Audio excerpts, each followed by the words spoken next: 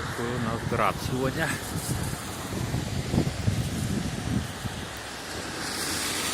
Обалдеть. Я, правда, под него не попал, но факт есть факт. Я вот только сюда подъехал, вот, значит,